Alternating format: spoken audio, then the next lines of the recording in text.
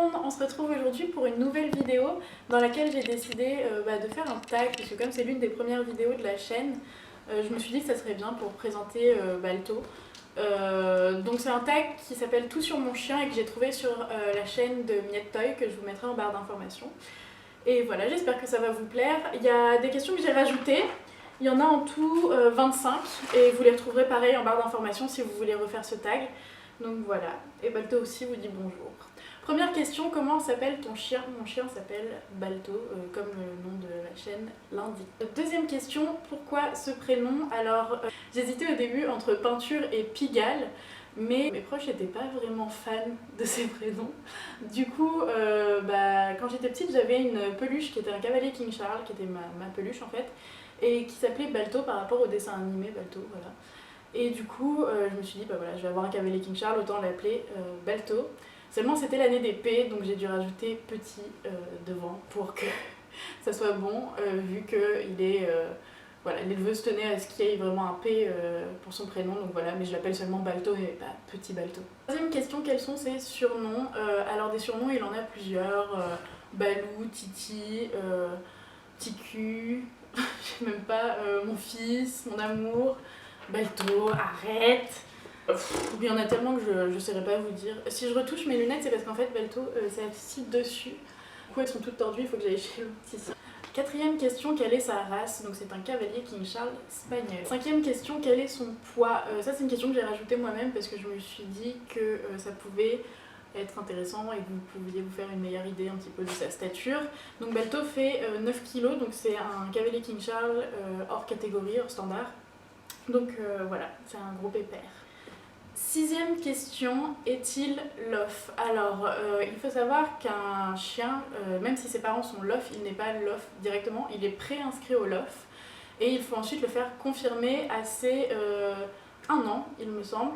Est-ce que je vais faire confirmer Balto au LOF ou pas? Ça dépend de si je le fais castrer ou non, parce qu'il faut qu'il soit entier si on veut le présenter au LOF.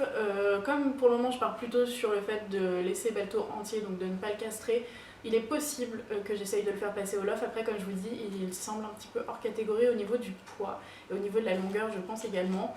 Donc je vais vérifier tout ça dans les mois à venir et je vous dirai si de toute façon je ferai un vlog ou une vidéo explicative si je le fais confirmer. Septième question, pourquoi cette race? Alors tout simplement parce que, je sais pas, c'est une race qui m'a toujours attirée. C'était la peluche que j'avais petite et surtout en me renseignant un petit peu plus tard, je me suis rendu compte que c'était une race qui me correspondait tout à fait et franchement je regrette pour rien au monde d'avoir pris cette race. J'ai hésité à un moment donné avec un cocker, mais face à l'engouement qu'il y a eu après la sortie du film La Belle et le Clochard, donc, où Lady c'est du coup un cocker, et il y a eu pas mal d'éleveurs qui ont fait des usines à chiots, ce qui fait qu'il y a pas mal de cockers qui sont pas très bien équilibrés maintenant et c'est très difficile de trouver un bon élevage. Donc au final, je voulais un cavalier King Charles, j'ai pensé à un cocker, puis après je me suis redirigée vers le cavalier King Charles. Au début je voulais un Blenheim, puis il restait que Balto qui était tricolore et j'ai pris Balto et voilà. Est-ce un mâle ou une femelle? Vous vous en doutez, c'est un mâle. Neuvième question, quel âge a-t-il? Donc Balto là il vient d'avoir tout pile 7 mois. Donc c'est encore un ado pour le moment. Et voilà. T'es bien chiant comme un ado. Arrête. T'arrêtes. Tu m'embêtes. Dixième question, où l'as-tu eu et à quel âge? Alors, moi j'ai eu Balto dans un élevage et le lien de l'élevage sera en barre d'infos. C'est un élevage en Normandie, donc dans le 76, qui est un petit peu plus loin que Dieppe, il me semble. Donc c'était à 2h30 de chez moi, il me semble. Mais bon, ça aurait pu être dans le sud de la France, c'était pas important. Ce qui comptait, c'était d'avoir un bon élevage. Et je trouve que c'est un bon élevage. J'aime beaucoup l'éleveuse, elle est très cash, elle est très drôle. Puis elle aime vraiment cette race, donc voilà. Et je l'ai eu ensuite à ses 2 mois. Je devais l'avoir un tout petit peu plus tard, mais il y a eu un petit problème avec sa mère qui n'était pas du tout maternelle. Et lui qui mordillait beaucoup, et il la mordillait beaucoup et elle n'a pas voulu lui apprendre. Elle ne voulait plus rentrer du tout dans l'enclos avec lui. Donc je l'ai eu un petit peu plus tôt que prévu et c'est moi qui ai dû lui inculquer à pas mordiller. C'était un petit peu compliqué, mais bon, on s'en sort. 11e question, quel caractère a-t-il? Alors c'est une tête de mule Il est têtu comme pas possible, quasiment impossible de... Alors j'ai beau lui dire non, il va y retourner 15 fois, par exemple il pique dans mon assiette, ça c'est un voleur aussi. Il va chercher tout le temps des vêtements dans le panier de linge sale, donc je suis obligée de fermer à chaque fois la salle de bain. Enfin, c'est un voleur, il est gourmand, il est drôle aussi parce que du coup bah, ça me fait un peu rire parce que bon, je suis pas quelqu'un, je vais pas m'énerver en fait, j'essaye d'être calme, posée dans l'éducation positive. Bon, il y a des fois où ça me fait péter un câble. Hein. Il est gentil, surtout, il est vraiment gentil. 12e question, à quel âge as-tu commencé son éducation? Alors, son éducation, je l'ai commencé dès le jour où il est arrivé. Alors, c'était pas tout de suite des ordres de base que je lui ai appris, mais simplement à pas mordre telle ou telle chose, à ne pas mâchouiller tel ou tel objet, ou à ne pas faire pipi ici ou là. Mais après, ses premiers ordres, je les ai appris, je pense, 2 jours après qu'il soit arrivé, le temps qu'il s'acclimate. 13e question, quelles sont les plus grosses difficultés que j'ai rencontrées avec Balto? C'est tout simplement sa gourmandise, parce qu'il peut même avoir tendance à piquer dans mon assiette pendant que je mange, parce que je mange sur une table basse en fait. Et c'est à sa hauteur, ce qui fait que je sais que si je pose mon assiette directement, il a le nez dedans. Donc je sais pas vraiment quoi faire face à ça. C'est quelque chose que je vais travailler, je pense avec le confinement c'était plutôt compliqué. Mais on va essayer de travailler ça aussi, donc ça c'est un problème. Et il veut beaucoup d'attention tout le temps, tout le temps, tout le temps, même si je l'ignore. Là typiquement il voit que je parle à la caméra, donc il veut soit aller voir la caméra, soit s'attaquer à mon carnet sur lequel il y a écrit toutes les questions. Donc c'est vrai que c'est un petit peu chiant, mais bon, on travaille dessus, mais il est encore chiant, hein, donc je n'en demande pas trop non plus. 14e question, quelle est la plus grosse bêtise qu'il ait fait?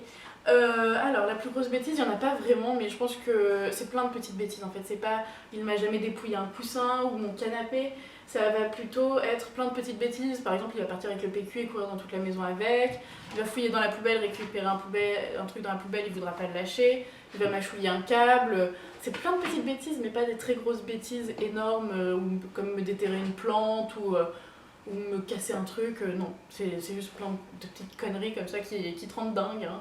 Mais bon, c'est un chiot. 15e question, quelles sont ses qualités? Ses qualités, il est drôle, gentil, sociable, mignon, il est réconfortant aussi. Tous les soirs, il pose sa petite tête là dans ma nuque pour s'endormir, après je le mets dans sa cage.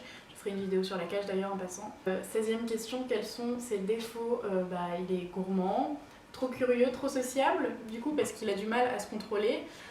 Trop mâchouilleur aussi, il adore mâchouiller tout ce qu'il trouve. Là, typiquement, il a découvert que j'avais une enceinte juste là, et du coup, il veut me la bouffer. Donc, ouais, il est trop... Non, Balto, tu laisses, allez.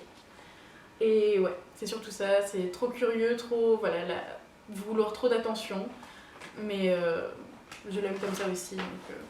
17e question, quels sont ses coins de balade préférés? Est-il attaché ou détaché? Alors Balto, je pense que son coin de balade préféré c'est tout simplement lorsqu'il est avec ses copains au parc. Et est-ce qu'il est attaché ou détaché? Alors il n'a pas de rappel, enfin son rappel est très moyen pour le moment. Donc il est en longe de 15 mètres que j'ai eu chez Maxiso. Mais je vais travailler le rappel cet été parce que je vais aller chez mes parents en Normandie. Travailler le rappel, donc grâce à Mission Rappel, ce sont des cours tout simplement pour apprendre à son chien à revenir et divers exercices et tout. Et il y a pas mal de bons retours sur ça, sur Mission Rappel, donc je vais m'inscrire à ça cet été et on va bien bosser là-dessus. Question, est-il sociable? Vous avez eu la réponse précédemment, oui, il est sociable avec tout le monde, tout et n'importe quoi, enfin... Il est sociable avec les autres chiens, de différentes tailles, différentes races. Il est sociable avec les humains, avec les enfants, avec tout le monde, donc oui à 100%. 19e question, quelle activité pratiques-tu avec lui? Je joue avec lui, je sors avec lui, je fais beaucoup de choses avec lui. Donc il n'y a pas de... comment dire? Je fais pas d'activité en club, je fais pas de cani-VTT, de canicross, ni d'agility, mais j'ai un truc... un petit kit d'agility, donc je pense qu'on va en faire un petit peu cet été, mais voilà, on se réinscrira pas en club je pense. Donc. 20e question, à quel âge a-t-il appris ses premiers ordres? Il a appris, je pense qu'il avait 2 mois et 2 semaines, voilà. C'était assis et... oui, assis et couché, il a commencé à le comprendre, mais ça a été beaucoup plus long couché. Combien d'ordres connaît-il? Ordre et tour, il connaît assis, couché, tourne, roule, révérence, stop, traverse... je dois en oublier plein. Ah oui, donne, ramène, va chercher, stop en général. Mais voilà, il y en a, je dis pas qu'il les maîtrise à 100%, mais il les connaît au moins. Il doit y en avoir d'autres, mais je n'y ai pas pensé. Voilà, il en connaît quelques-uns et puis je lui ai pas tous appris, il y en a c'est venu tout seul. Simplement dans notre quotidien, à force de lui dire par exemple stop à un passage piéton et traverse juste après, bah maintenant il les connaît et il les fait. Mais voilà, par exemple coucher, il va encore avoir du mal. C'est un truc pour lequel il a du mal. Ah oui, descend aussi, monte, enfin trottoir, il en connaît plein des comme ça, mais je les ai pas comptés pour tout vous dire. 22e question, quel est le tour le plus compliqué pour lui? Le tour le plus compliqué pour lui, je pense que c'est roule, parce que j'ai déjà essayé de lui apprendre quand il était plus petit, il voulait pas, parce que déjà coucher c'était compliqué. Il a mis du temps à le comprendre, il a mis 1 mois et demi pour coucher et vraiment comprendre comment c'était, comment il fallait se mettre. Question, as-tu déjà abandonné l'apprentissage d'un tour? J'ai jamais abandonné, mais j'ai reporté, parce que c'était pas le moment, parce que je pense au niveau cognitif, il était pas assez, son cerveau n'était pas assez développé pour appréhender ce tour-là. Donc par exemple, le roule, comme je l'ai dit, j'ai laissé tomber quelques temps et pour reprendre après. Mais non, j'abandonnerai pas. Sauf si vraiment il ne veut pas le faire. Mais 24e question, quelle récompense j'utilise pour le récompenser quand il fait un tour? J'utilise le plus souvent des friandises, mais des friandises push and moot parce que Balto a tout simplement des problèmes digestifs, des grosses allergies, donc j'utilise des friandises, vu que c'est un gros glouton ça fonctionne super bien, et de temps en temps des jouets. 25e question, quel est son jouet préféré? Alors son jouet préféré c'est tout et n'importe quoi déjà, mais surtout Gigi. Gigi c'est une histoire d'amour, j'ai dû lui couper les oreilles tellement il les avait mâchouillées. C'était un doudou à moi en fait qu'on m'avait fait comme cadeau à l'hôpital à la base, quand j'étais à l'hôpital, enfin bref. Et donne-moi Gigi, je la présente. Et Gigi, donc la girafe, a des longs bras et des longues pattes et une longue queue. Donc clairement, c'est l'amour fou, regardez. Voilà, c'est Gigi, le doudou préféré de Balto. Là, cette vidéo est terminée. J'espère qu'elle vous aura plu. C'était une petite vidéo vite fait comme ça. Pour vous présenter un petit peu mieux Balto, ceux qui veulent connaître encore plus Balto, je pense que je parle forcément beaucoup plus de lui sur Instagram, donc sur Instagram ça s'affiche juste là, c'est petit-du-bas Balto. Et voilà, si vous voulez refaire ce tag, n'hésitez surtout pas et dites-le moi, j'irai voir ça. Donc voilà, je vous fais des gros bisous et on se revoit pour une prochaine vidéo.